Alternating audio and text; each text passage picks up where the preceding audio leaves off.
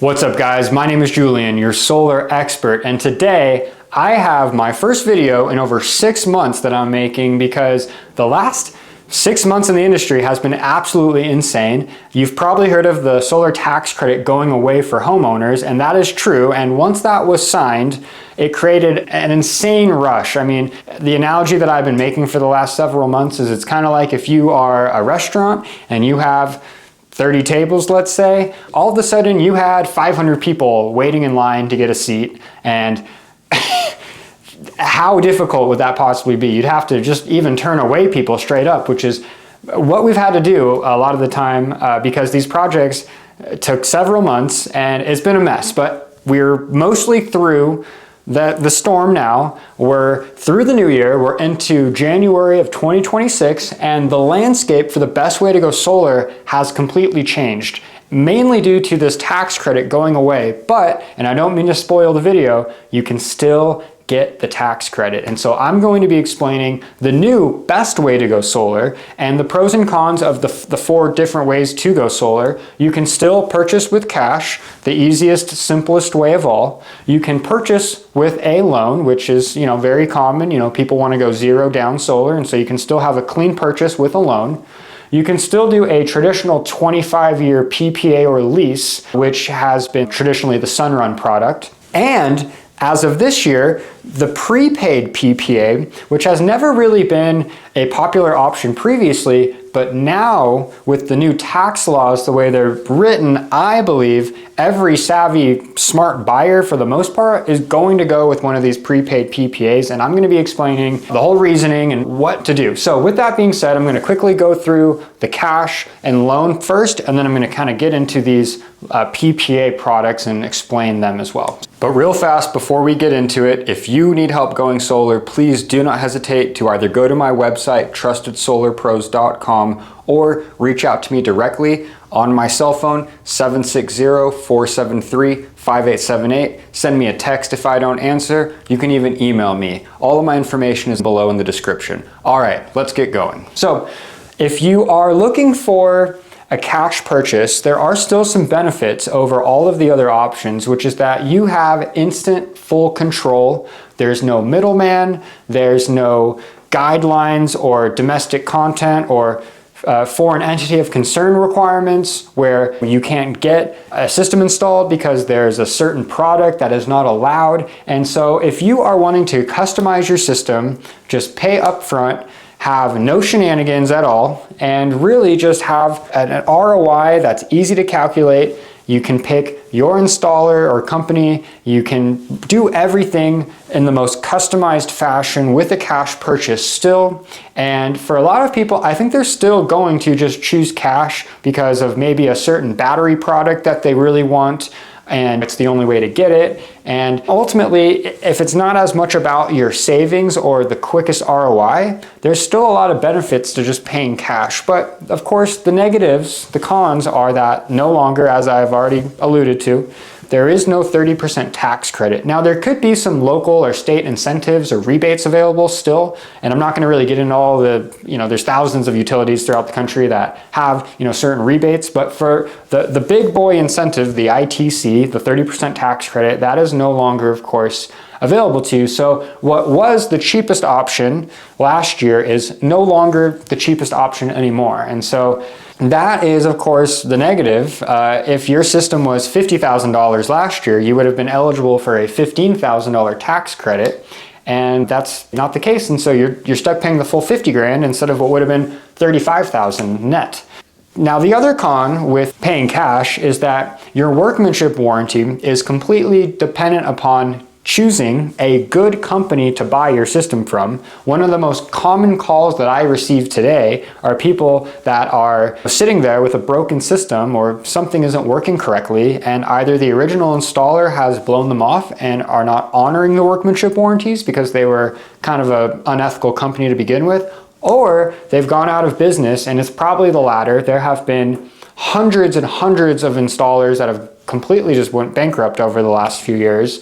And especially now with this transition, a whole new suite of companies have also gone bankrupt. And so if you are going to pay cash and put all the money up front, It's really important that, of course you want a good deal and a good price, but if you just pick the cheapest company, statistically and historically speaking, there's a very high chance that you would end up with one of these orphaned systems and you'd have a very difficult time getting your system fixed. Even if the manufacturer warranties are still in place, getting a physical human being out there to actually fix the problem still is very difficult to this day. And not to go into a whole deep explanation on this, but basically most people don't really want to pay for somebody to come out and fix their system, or if they do, they get very bothered by the real market price that it really does take to get a professional out there to fix the system. And so it kind of puts a taste in people's mouths because they've been told they have these 25-year warranties, and then maybe, like I said, the manufacturer is going to provide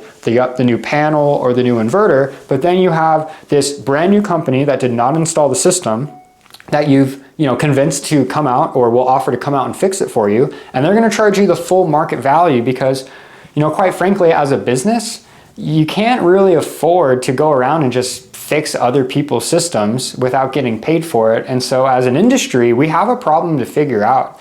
And ultimately, you as the homeowner, there's no 100% guarantee, but do some research and make sure that the company that you're working with has, cash in the bank, they're healthy financially, and they have a long-term plan to survive over the next several years. Because if not, you may be left with a system that you have to figure out how to fix yourself. Now, a lot of the same pros with the cash purchase apply to the loan, because the only real difference here is that instead of paying upfront for the system cash, you are getting the bank involved to give you a loan, and you have a zero down option. And the benefit of the loan is that even if you have, let's say a 20-year term loan, you can pay these off fast with no prepayment penalty, and you can re-amortize the loan as well. So if you want to get aggressive with paying it down, you have the freedom to do that. The bank isn't going to stop you. There's not going to be some insane buyout clause. It's a bunch of shenanigans that a lot of people find with these 25-year leases when you want to pay it off early. But with the loan, it's clean and you can pay it off whenever you want.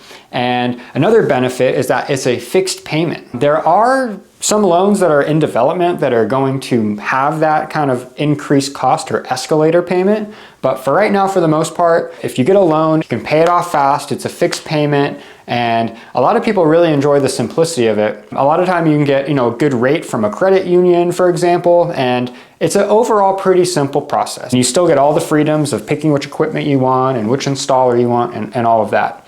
Now, there are a few cons, some of them being the same. Obviously, the 30% tax credit is no longer available if you get a loan. And the issue with this is that in a lot of markets where maybe the loan with the tax credit factored in was saving you 10 or 20% off of your existing utility bill on a monthly cash flow basis, now, unfortunately, when you don't have that 30% incentive, a lot of people are finding themselves with proposals where they actually are paying a higher amount on a monthly basis right out of the gate versus what their utility payment is. And, for some people that are doing solar more for the security of having that backup for their house, maybe paying a little bit more than what you're currently paying doesn't really bother you. Maybe $50 a month more doesn't really matter that much, and you want the security and the backup, and it's worth it in that case for you. But if you are mostly going solar to save money, which I think most people do want to save money along with getting the backup, it's making the numbers not as attractive in most markets. And so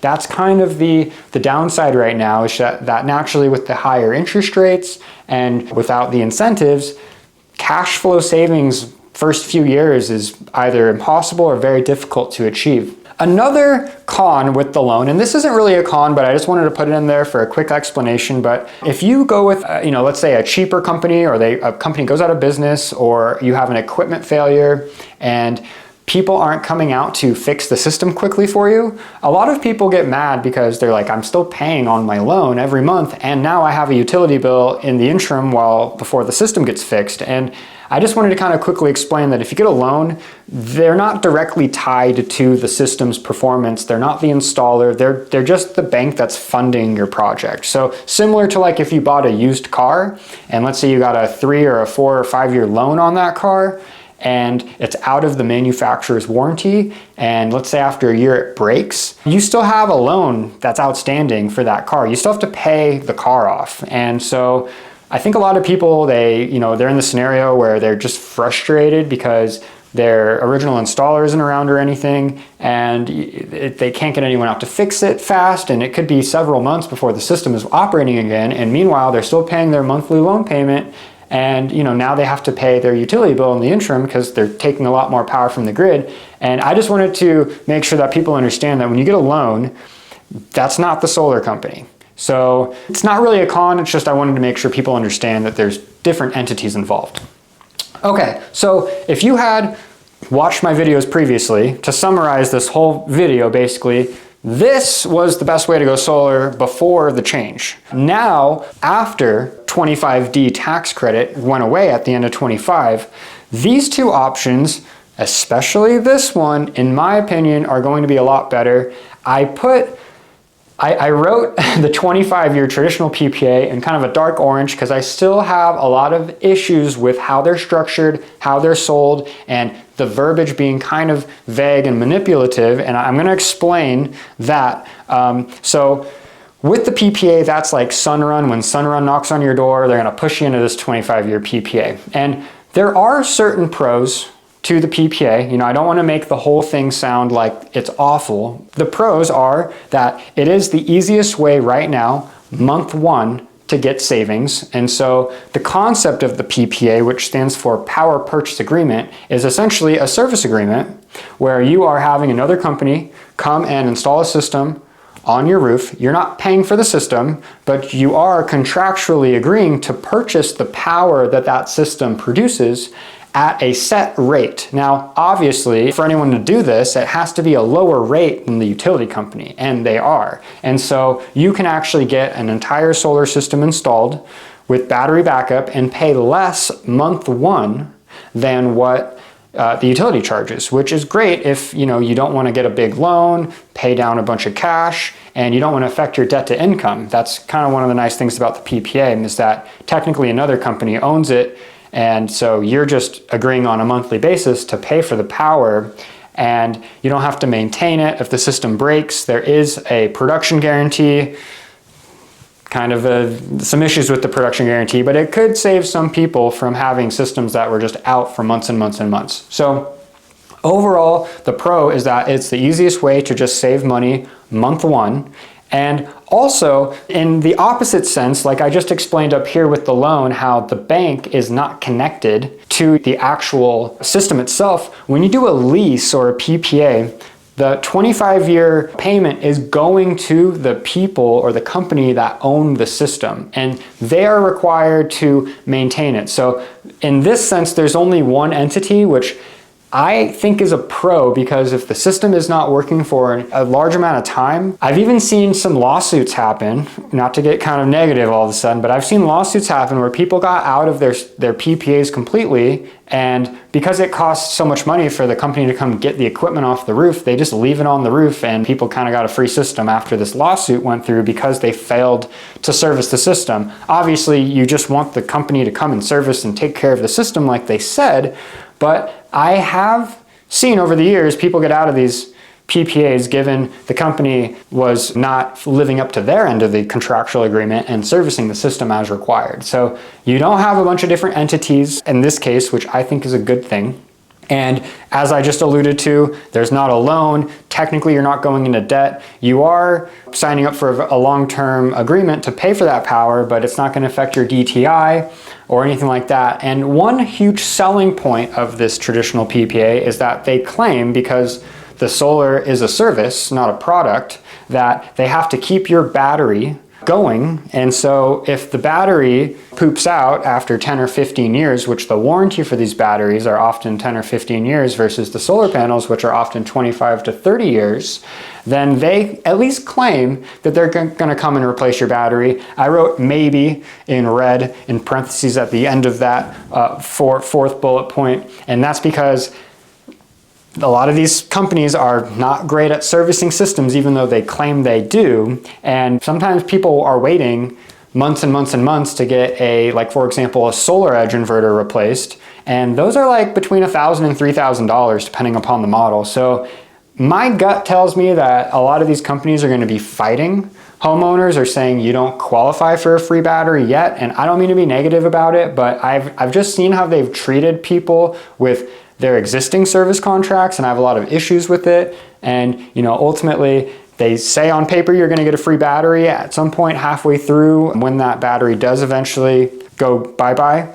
But I need to see it to believe it.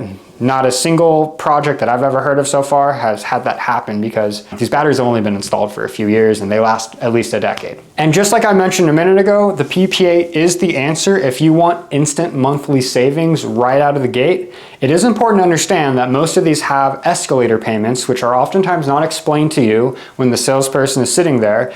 And a lot of these payments go up 3.5% every year. And so in the long run, the PPA, the 25-year PPA, tends to actually be the most expensive. It's kind of crazy when you look at the math, but even if the payment for a loan, like let's say you do a 25-year loan, a lot of the 25-year loans are going away, but even if you do a 25-year loan and the payment is the same year one versus the PPA, if you have a 3 or 3.5% escalator on that, over the long run, you're going to pay tens of thousands of dollars more, because it's amazing how much that payment really goes up over the long run when you do the math.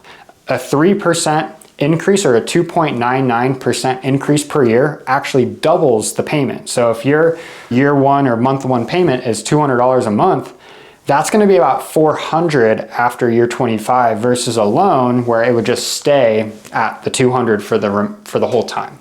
So that is something that's kind of, I think, ignored a lot of the time from these salespeople, and they don't really want you to see the true math. But the escalator is how they hide a lot of profit in there, and these companies are making a lot of money. Sometimes it's like 70% of the total amount that is paid by the homeowner is coming in the last 8 or 9 years. So you don't really pay that much for the first like 10 years, but then really that escalator starts to add up and your payments will balloon exponentially. Not as much as, of course, the utility most likely. It's still a lower rate of inflation per se than like the utility, but you're not getting rid of, the problem of rates going up if you do an escalator payment. So something that's really important to know. Now, another big issue with these PPAs that I find is that you cannot easily go and change the system. So like the benefit here with like owning the system is that you can just add panels, add batteries, you can kind of do what you want to the system and not have anyone stopping you. Whereas with these PPAs, if you want to like add more panels or add a battery, you're oftentimes stuck building a separate system that is working in parallel with the first one, because the original PPA agreement is tied to exactly the architecture and the design of that original system. And if you alter it, then basically they have to rework the whole deal, and it's just like too complicated for a lot of these companies, or they don't want to do it. And so you're stuck. And to me, to be locked into the same system or not being able to add more batteries easily for a full 25 years makes no sense, especially if the house is owned by several different people during a 25-year period. They may need different things, and this may change as time goes on. And some companies may say, we'll add a battery, but know that, like, for example, if you do one of these PPAs and you want to add a battery, you have to go back to that same company, and they could in theory charge you whatever the hell they want, because they know they have you kind of, and you can't really get out of it, or it doesn't make sense to just add a battery separately with a few panels because it's not going to function right. And so make sure that you have enough storage if you're going to do one of these PPAs, because changing it later is either going to be really difficult, expensive, or not possible at all. Now, a huge and probably the worst part about these PPAs is that if you want to get out of it early, it is near impossible, or you're going to have to come up with an insane amount of money that is far more than what the system is actually worth. I mean, I've seen systems that on paper should have been like $30,000. Someone pays on it for 6 or 7 years, and now all of the sudden, if you want to buy it out and own it, Sunrun is giving you a fair market value appraisal, and it's like $100,000 to buy, when you could have bought that thing 3 or 4 times over, and you've already paid on it for 6 years. And in my opinion, it's predatory, and they don't oftentimes tell you what this amount is going to be until you go to them and say, hey, I want to buy it out. Well, you know, how much is it going to be? It's not easy like a loan where it's very transparent. You know, you can see how much you've paid down, how much principal you have left, and you just,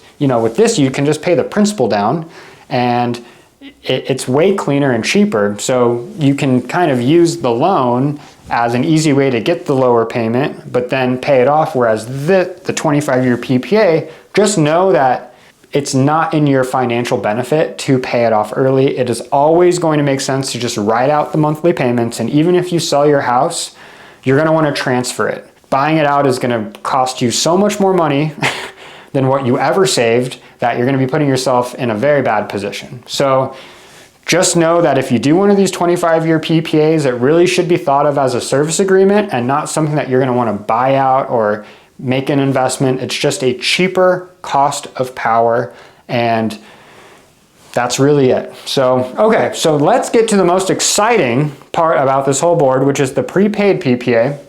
This is my personal recommendation for the majority of people because this combines the best of both worlds. This has never really been a product that existed. It technically did exist before, but it was not really used. It was the least common way to go solar because if you wanted the incentive, you would just buy it, either cash or get a loan. And if you didn't really want to mess with maintenance or you didn't want to get a loan or affect your debt to income, you would just get a traditional PPA. Now, why do I think the prepaid PPA is ultimately the best? And here is why. Because A, you can pay cash or finance it, and because the tax credit is still available indirectly. You see, when you do a prepaid PPA, the whole concept is that really what you're doing is you want to buy the system. And what is happening behind the scenes here is that the company, just like with a normal PPA, is taking the incentives, taking the tax credits, they're actually depreciating it, and there's even more incentives even than I'm not even going to get into. But ultimately, they're going to take your incentives and just give you a low price that is similar to what the net cost would have been if you had paid cash and gotten the tax credit. So what I mean by that is, let's say the cash price was 50 grand. It used to be that after the tax credit was 35,000. Now you can't get that. So down here, you can get a price that's like, let's say between $35,000 and $40,000. They oftentimes take a percentage of the tax credit and keep it, but they'll give you the majority of it back. And there's a lot more prepaid PPAs coming onto the market that are pretty aggressive, and they're trying to basically give more and more of that percentage back to the homeowner to be more attractive while still retaining enough profit, you know, to make sense. But the idea here is that it's really only a PPA in the name. You're really buying the system and using a holding company to take the incentives to get the tax credit indirectly. And so what happens here is, unlike the traditional PPA where it's like a service agreement and they're going to promise you like a free battery in theory after 10 or 15 years, the prepaid doesn't come with any of that. They're just basically going to go resell your tax credits on Wall Street, and that's how they're going to make money. And then after 6 years, and the reason why 6 years is because they need to hold the asset on paper for 6 years in order to take all of the depreciation. But after 6 years, the title of the equipment or the system is going to just transfer into the homeowner's name. So really what this is it's kind of like a path to ownership, but you're using a holding company that's telling you technically you're getting a PPA, but you're paying for it all up front. Now, if you don't have, let's say, the 35 or 40 grand to pay for this, you know, system in this imaginary example, then you can actually finance that amount. So this allows you to get a loan just like you would have buying the system, but I actually think it's better because the problem with one of these loans is that you're not getting the tax credit right away. And so generally with these solar loans, the way it worked before was that there was like this 18-month runway period is what they called it. And basically you had a low payment, kind of like you had only financed the net amount. And then after 18 months, depending upon how much of the tax credit you actually put down, your payment would adjust. If you paid down the full tax credit, your payment would just stay the same.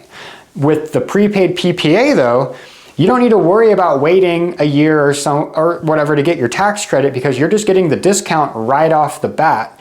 And therefore, the loan is truly fixed without this adjustment period after a year or a year and a half. And I think that this is better because a lot of people, they don't get the full tax credit at year one because it's based on your tax obligation. And so it may take a few years to get the tax credit. So maybe the salesman is sitting in your living room and he's saying, yeah, you're going to get the full tax credit in cash, and then you're going to pay it down on the loan. But what if it had taken 3 years to get the tax credit, and now you don't have, let's say, the $15,000 to pay down on the loan, so you're stuck only able to put like $5,000 down. Now your payment jumps. And so you're waiting to get more tax credit money, or you have to come out of pocket with your own money and pay it down in order to bring your payment back to where it was the first 18 months, which is the attractive lower payment that you wanted the whole time. So with this, it kind of takes the homeowner's responsibility of having to do the tax paperwork and wait out of the equation, and you're just getting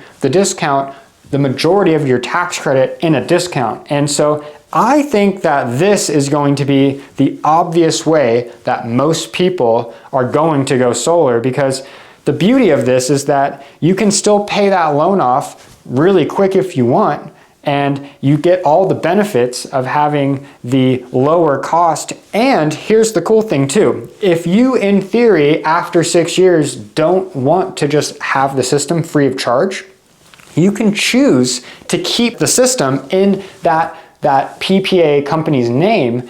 And usually, depending upon which prepaid you're going with, there's an annual fee of some sort, but you can retain some of the benefits of that PPA, like that production guarantee, for example. They're never going to give you a free battery with this structure, but there is a production guarantee. And so if you want to keep that production guarantee for a pretty small annual cost after year 6, you can continue to have that security.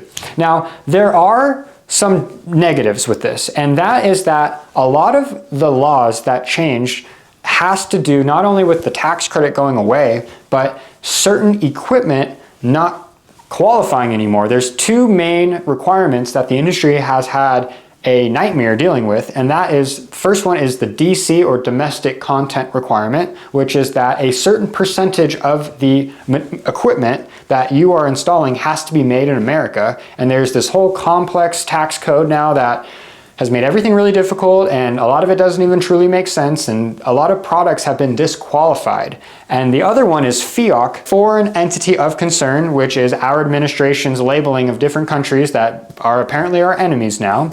And so if you have a company that is owned by one of these foreign entities of concern, the biggest one that I can think of recently is the Franklin Battery and Jinko Panels. They're both Chinese-owned companies, and so instantly they do not qualify for this extra 10% tax credit that these prepaid PPA companies or the traditional PPA companies are going to take on your behalf. And believe me, they want every incentive they can get. So they have basically put together a very short list of SKUs, or AVLs is what we call them, and this means that there's like literally a couple of panels that qualify. So instead of like up here with the cash purchase where you have the entire gamut of pretty much any product that you want and can get, with a prepaid PPA, you're limited to a very slim list of options. So for example, right now, like the Q-Cells 410 watt Q-Peak Duo is one of the only panels that qualifies for this prepaid PPA. You can't use like a Franklin battery, so you have to use like either a Tesla or an Enphase system to get a prepaid PPA, because these companies won't fund a project where they're not DC and FEOC compliant.